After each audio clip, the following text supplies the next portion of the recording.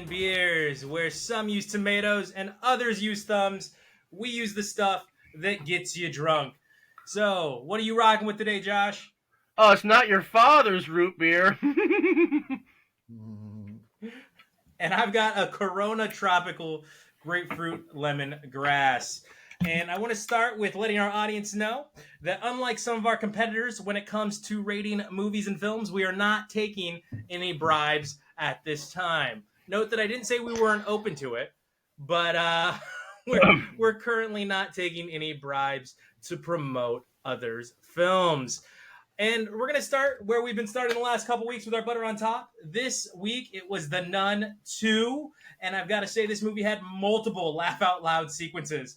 The best one for me, out of all of the laugh out loud sequences, was Krampus making an appearance as he chases these 8 through 12-year-old little girls through a hallway for no apparent reason, just Krampus, because I don't know if it's the devil or a demon, but like definitely Krampus, and just like Just chasing, like he never makes contact with anything. No. But actually, I lied to you. There is a scene where Krampus finally makes contact with one of the little girl's shoulders, and it also is another scene that in a very crowded theater made me laugh out loud, right? So they're all behind these doors, right? And they're blocking the doors, and naturally, when you got a demon with swords on its head sticking out, What? and they're antlers. It's horrible. Sorry. Oh, figurative speech. Yes. Yeah. So you got to put your back against the door. Everyone knows that. Nothing bad's going to happen, right? So the back's against the door, and of course, inevitably, a horn comes through the door, and bada bing, bada boom, you got a hole in you. Bada bing, bada boom. And what was funny about this, what made me audibly laugh is I immediately thought of Ace Ventura, When Nature Calls, when he gets the spear thrown into his leg, and he stops for a second, looks at it, and goes, because that's what happens with all these girls in this room is they all stare at it. Nobody does anything. Nobody says anything. And then I'm just like, this is ridiculous. It was, to me, a comedy. There were lots of unnecessary scenes, lots of odd choices when it came to the writing, the dialogue. There was a completely weird sound effects that occurred that made me think something was going on that wasn't going on. And then a poor person that has nothing to do with the story just gets brutally murdered for no reason. We never get an explanation. We never get to know why. Nothing really happens. Just like, hey, we're going to kill a child for no reason, just so everyone knows. Child has nothing to do with the story. Nothing special, but we're going to kill a kid. So I'm not going to bury the lead here. I'm going to tell you right now, it was a popcorn for me. It wasn't the most fascinating film I've ever seen. It wasn't even a scary movie. Just very generic, very formulaic. It went for the jump scares. Jordan, what did you think? Right off the bat, I'm going to give it a popcorn as well. And like you said, there was a mention, you mentioned there's just scenes that don't need to be in there. Didn't make any sense. Like the very beginning, like opening scene, after the big scary exposition title thing, then it opens on a bunch of nuns pushing a truck in the mud. And it's like, oh, wait a minute. 2 minutes of nuns pushing a truck. Here are some wooden planks sitting right there to solve our problem. Like, it just didn't need to be there at all. But there were a lot of funny, just laugh out loud in the middle of tension scenes. Like when the big reveal happens, the main actress, Farmiga, is chasing the demon. Farmiga is chasing. Come on. Give me a break on that one. He's chasing him down, and he goes, "Wait, stop!" And he just turns and just falcon punches her like super robotic. Nah! And she goes horizontal into a window. Does he flip the other one too? Like, does he like judo flip the other nun onto the ground? Like she jumps on his back, he's like judo chop. Yeah. It's so ridiculous. He's just walking around Jean-Claude Van Damming everyone. Nuns. Yeah, Jean-Claude Van Damming nuns. And then the main, I guess he's the antagonist in this, the groundskeeper who's possessed. I'm not really spoiling anything if you watch. Oh, and let me not forget that to let the audience know that this is a direct sequel of the last Nun movie. So in kind of the weird ways that they try to manufacture a sequel out of a dead storyline, how they go forward and backwards and semi in the middle. This is just a direct sequel, same characters. So if you're unlike me and you actually remember details from the first Nun, which wasn't horrible, it was what you expected, but yeah. So it's just a direct continuation. So if you want to brush up on that one, it would help a little bit, but not Okay. really. The thing that kept popping into my head, back to the point I was trying to make, is that every time they said the guy's name, his name is Maurice, and the song, "Some people call me Maurice," Yeah. would pop into my head every time. I couldn't help it. It was the French accent or something really accentuated it. Um, and I felt like it was building up well. It was building up okay to something besides all the formulaic jump scares, purposefully trying to be outrageous and controversial.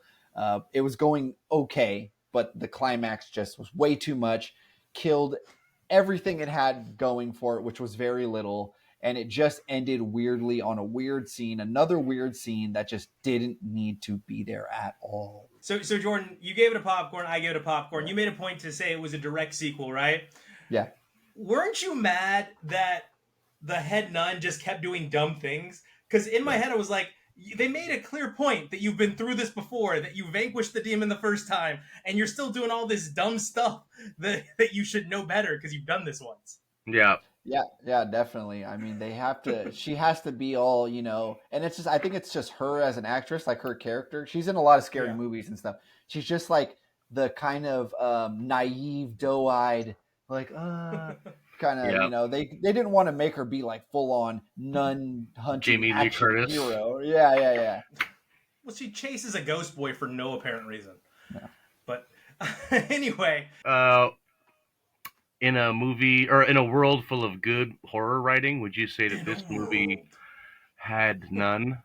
Huh? I see what you did there. Huh? I like it. Yeah, I would say that, Josh. I would say that this movie had none.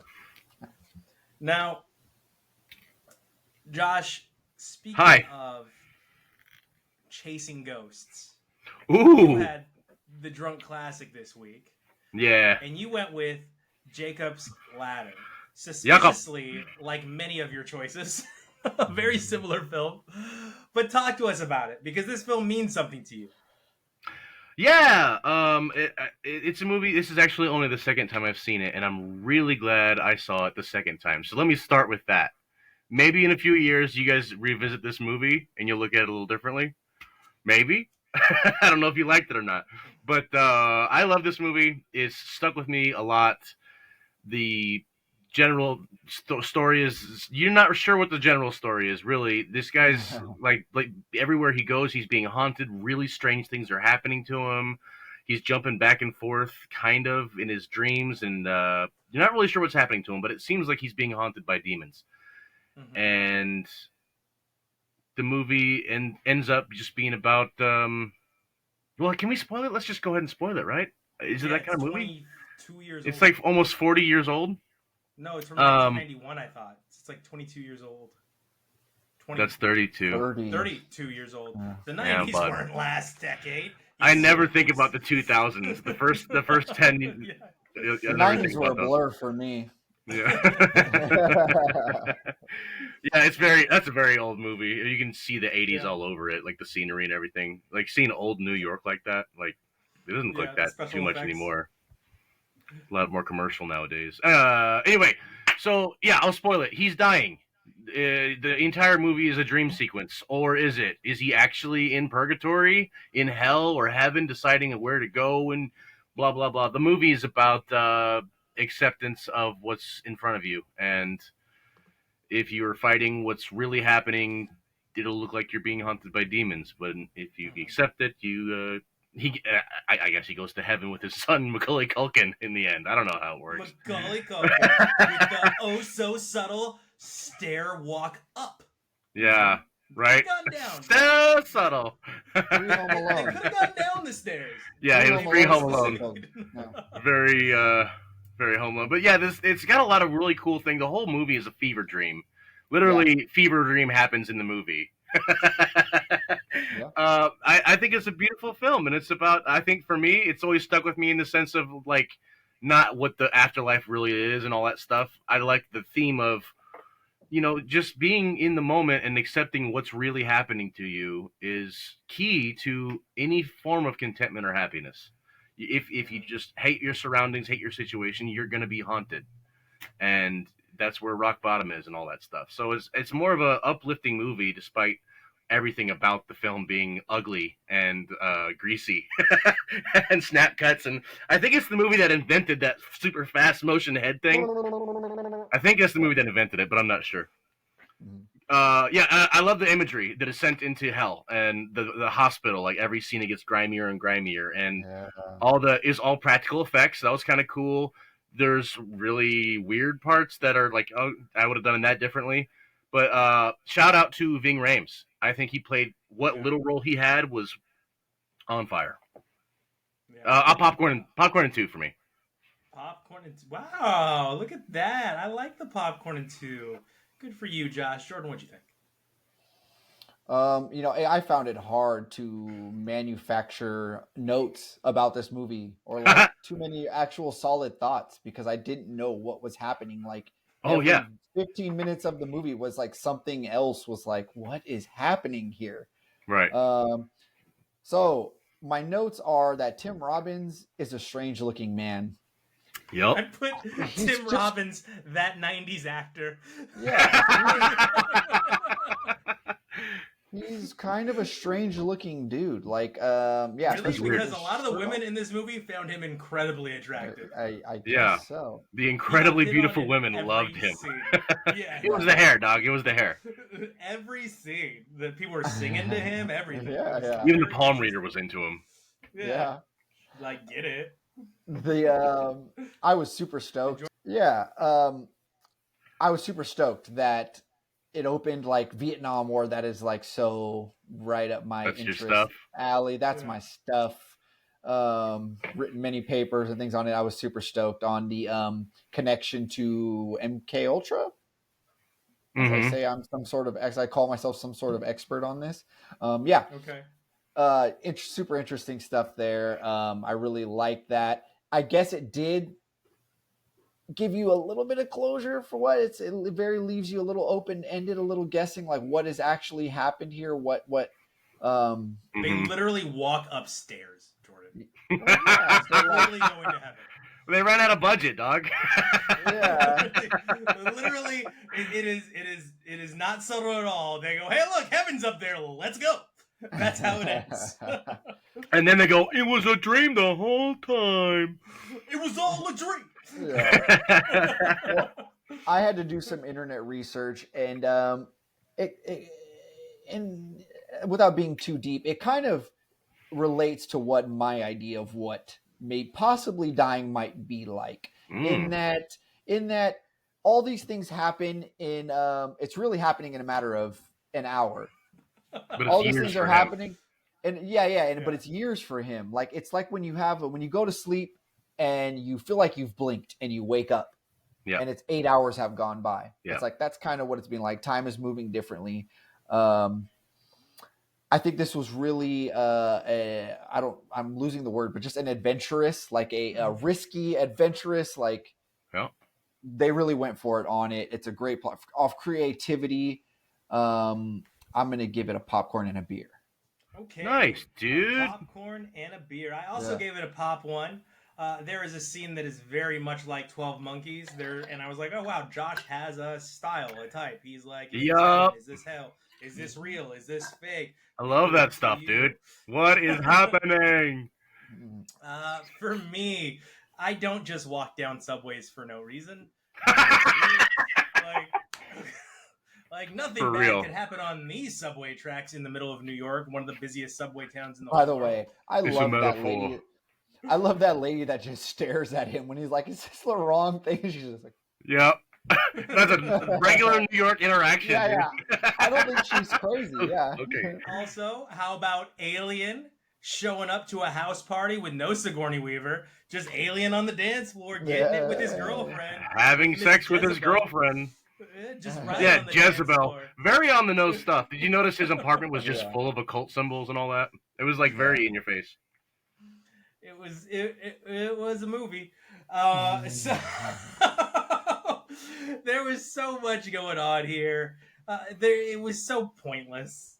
I'm sorry, Josh. To me, it was so pointless. And at the very end, our pre-credit scene. We tested on Vietnam veterans. Boom. Yeah, where did that come from? I mean, I know it was in the movie, throughout the movie, but like, that's not what the film's about. Why? That's not what the film's about. Why are we doing that? Okay, whatever. Just touches on it, like, Hey, by the way, we all killed each other, man. Like, we all killed each other, man, with no real clarification that that's what happened, because, like, that is still him dying. Like, that's not him at all. That's right. just a lucid So, dream. okay. Yeah. So there's no clarification that. But is it a lucid dream? See, that's what made me think this time around, because I knew what was happening, right? And I've seen it before. By the way, like, watching it again, it is so obvious what's happening immediately. Like, the clues are out there, right in your mouth. But specifically that, though, I wonder about that, because he met his friends there too. Yeah. And that other guy was involved. I mean, yeah, it was a moment, but also he was in purgatory, and so were they. And that's why they didn't want to talk to him anymore, because they were ready to move on. And that's what, you know what I mean? Like, they were going to go die. I say that was all real. He was in purgatory, and so were they. They were all together. Jezebel works there, you know? Yeah.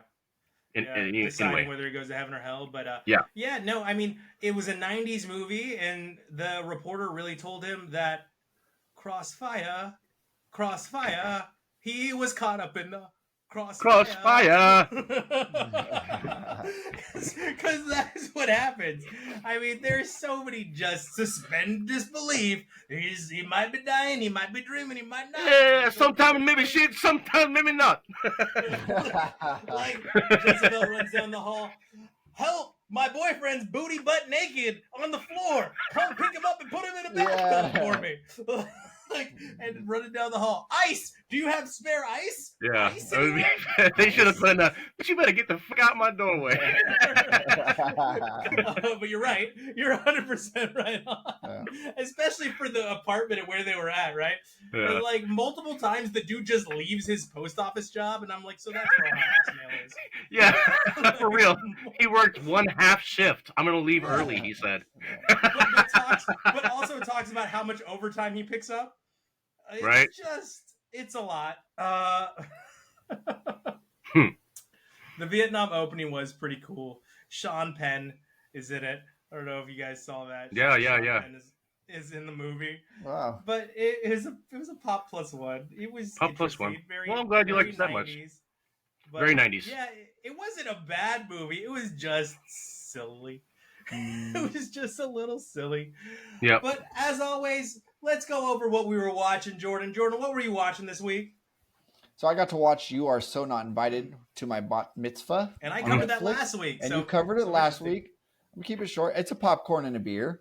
Okay. I think this movie was just kind of Adam Sandler's like a therapy project for his daughters getting older, maybe, you know, trying to connect with them and have some fun before they, you know, get older. I'm playing therapist here a bit. I sound old and I don't care. These kids are weird aliens and I don't understand them, and I'm afraid for the future. Yeah. I think we'll be okay, but I am afraid for the future. But you know, plenty of Sandlerverse callbacks and some cameos. Not too much, but there's some. If you love that. Yeah, actually. Buscemi is in it. Yes. Love Buscemi. I love that the guy from the Zohan, his little buddy, the disco guy, gets a little callback. It has its moments, but it's still just a cheesy, corny, simple kids movie. A popcorn and a beer. Definitely not made for us. No. I also got to watch a little reality TV, little dating reality TV, so we can get a little bit of that sprinkled into our show here. Sure. I watched Down for Love, and it is Down for Love. I made sure I Googled it. That is the correct title on Netflix. It is where basically they're trying to help people with Down syndrome. It's in New Zealand, kind of from the same creators as Love on the Spectrum. They're trying to help adults with Down syndrome find love. They date. It is made in collaboration with the Society for People with Down Syndrome in New Zealand. So that's the only credence I can give it to possibly. Boy, this review couldn't get any more awkward. Yeah. Go on. Yeah, there's a little bit of controversy around it, but let me just say, I found it Positive. I found Good. it Good. seemed the way that they pulled this off, it made it seem like you just see like, damn, these there's just genuine emotion and genuine humanity here that you That's don't nice. get to see. It's very Yeah. refreshing. It's very you feel very just uplifted watching it. It's just great. I give the show entertainment factor alone. I give this a popcorn and 2. Okay, good. I Cool. I apologize for sinking into the awkward a little bit there, but I No, felt like you're- it was necessary because you were very clearly tiptoeing around your review. Yes. Like your For sure. review kind of reminded me of the old Looney Tunes cartoons with like the cat and the sound like the like you're like tiptoeing Yeah. around what you want to say. To the fridge or Yeah. something. So what else was on the agenda this week, Jordan? The last thing I got to watch was Painkiller on Netflix.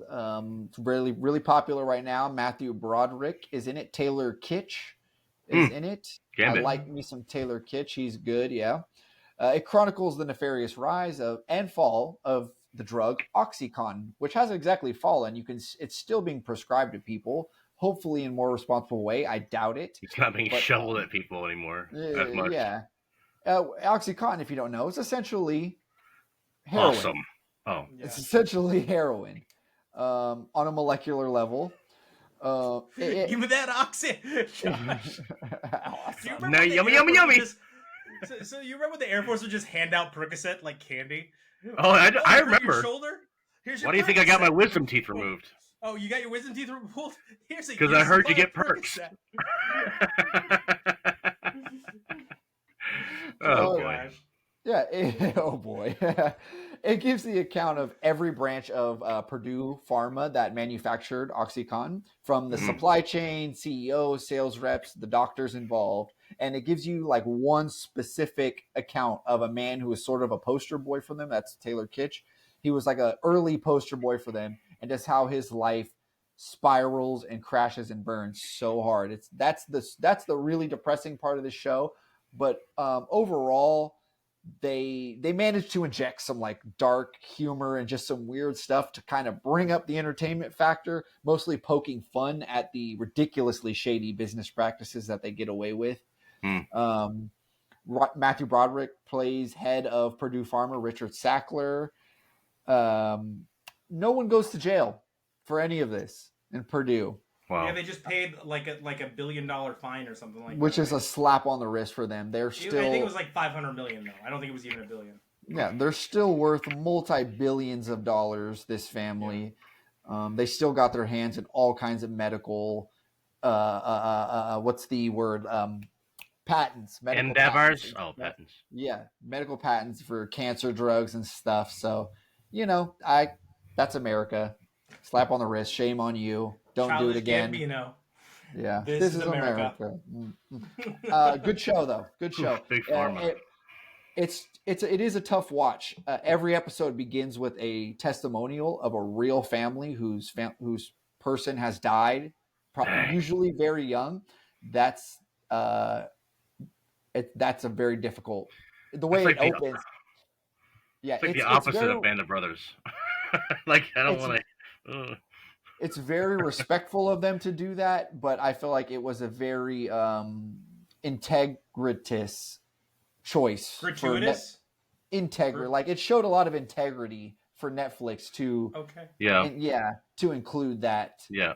before every episode, because I know people that have said I tried to watch that and it started with that and I was like, I don't want to watch this. This is a bummer. But I give the show a popcorn and 3. Wow. 3, okay. Yeah. It's on my list. On my list. I've seen so many documentaries about Purdue Pharmaceuticals that I've put off watching it. Plus, it was such a big hit when it first came out. I didn't want my expectations to be so high that I'd go into it and not like it. So I'm kind of letting the hype die down a little bit before I watch it.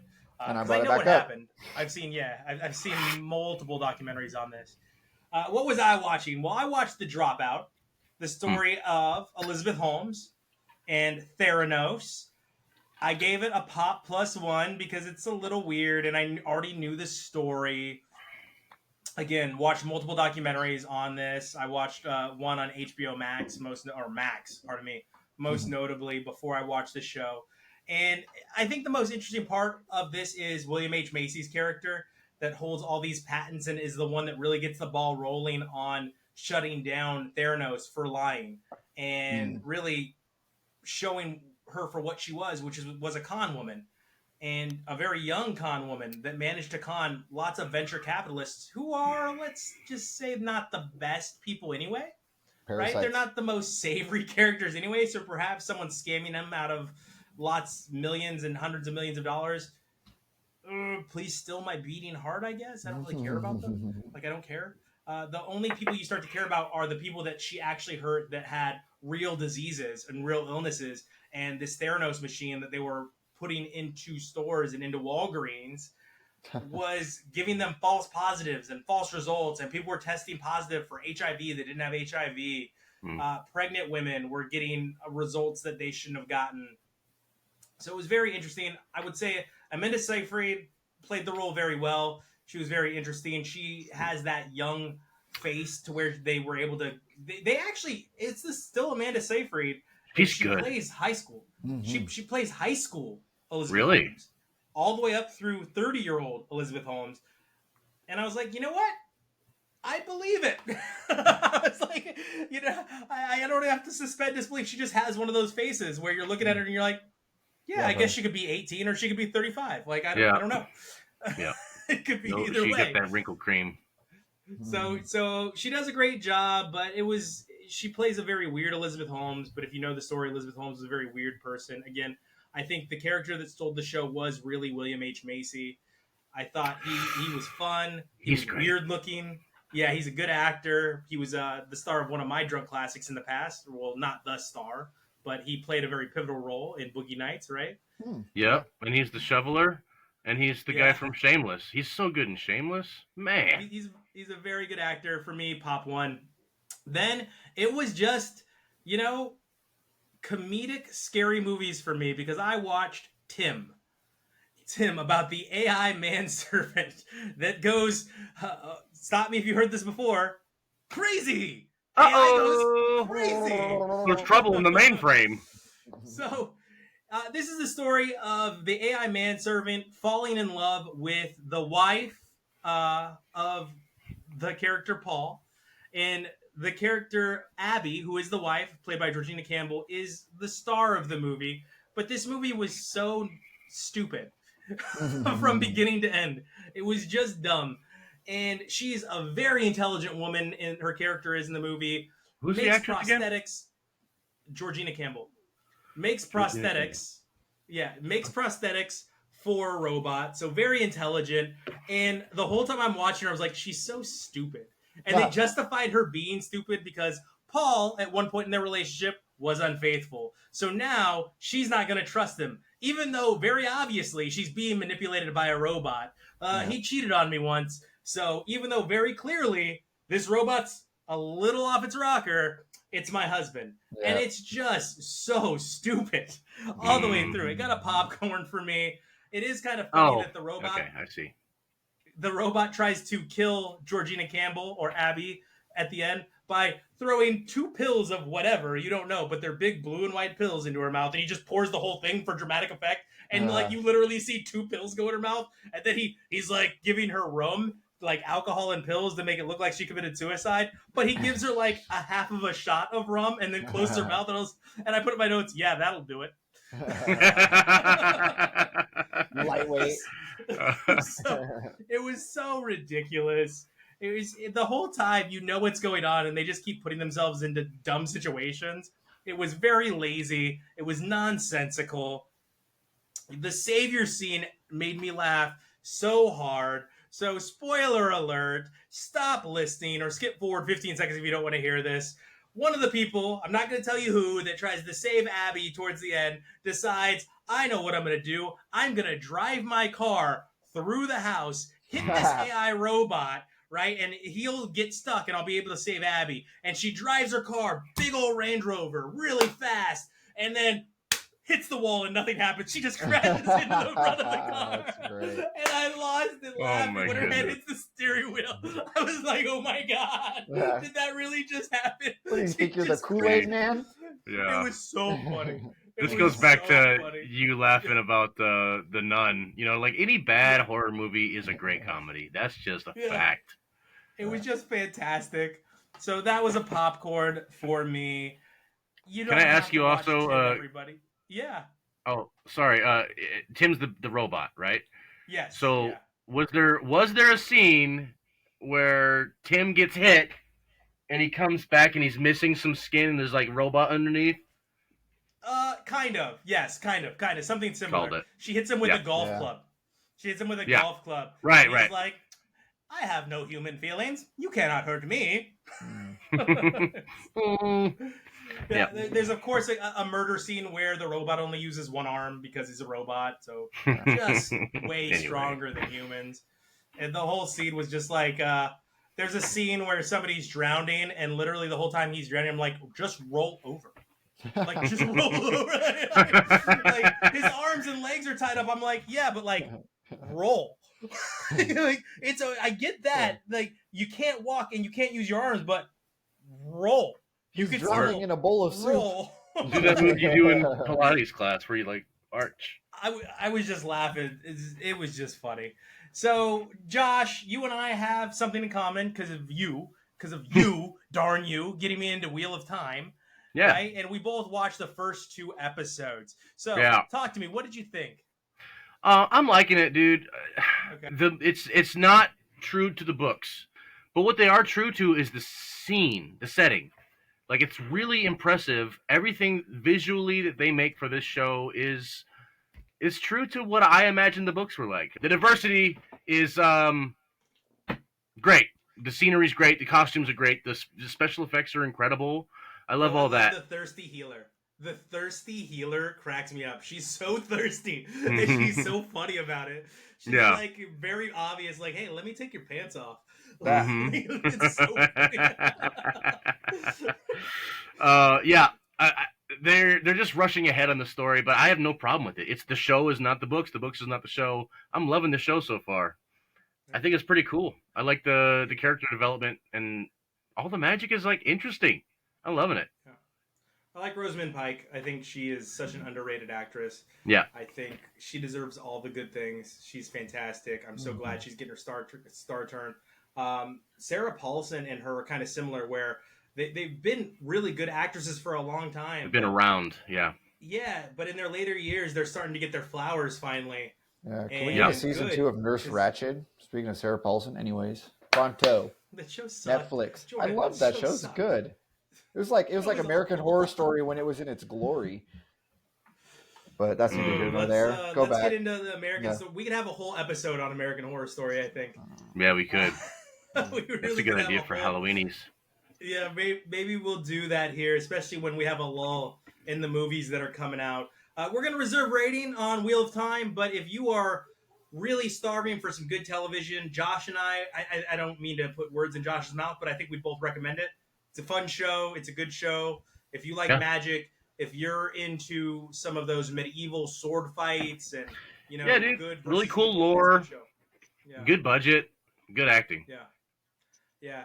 So, speaking of good lore, we have the lore that has taken place in all of our murder mysteries for our Butter on Top. And we're back. I thought that, what was it on the Nile? What was it? Death in the Nile? Death on the Nile, Murder on the Orient Express. It is the 3rd movie in that line of movies. Hercule Poirot. Yes, and it is A Haunting in Poirot. Venice. And this one has a powerhouse cast. So we're excited about it, very interested. I love the cast of this film. Very excited that you will all join us at the movies for that one. And for my drunk classic, in honor of football season, kicking off today, we are recording on Sunday, just before 8 minutes till kickoff. You're not going to care because it's going to release after kickoff. But Lucas is going to be my drunk classic, starring Charlie Sheen and Corey Ames. It is a film called Lucas from the 80s. All right? So it looks like neither one of you have seen that film, as both of you just have. That puts us at 6, 6, and 3. Me and Jordan have 6. Fry's got 3 now. But in not honor now. of football season kicking off, we are going to watch an 80s football film called 80s. Lucas, starring Corey Ames and Charlie Sheen. I'm You gonna said you were picking a predict football it's movie. a popcorn. You said you were picking a football movie, and I was Yeah. just hoping it was Gridiron Gang. I'm just kidding. Gridiron Gang. Totally Little Giants. Yeah, Little Giants. Oh my God, love Oh it. my Any god. Given Sunday, where we get Pacino giving his speech. Nope, it is Lucas from the 1980s. So, thank you all for joining us this week. Jordan, where can they contact you? At Popcorn and Beer on Twitter. And as always, you could reach us at the Sad Fan Cast and the Sad Fan 12. Make sure you follow the show and our other properties on the Sad Fan Podcast Network on YouTube, to include Gorp. And Josh, where can they access Gorp? At Gorp Show. At Gorp Show. Thank you all so much for watching or listening every single week. We appreciate you, and we'll see you at the movies. As always, you get the popcorn, and we'll bring the beer. Yum, yum, yum.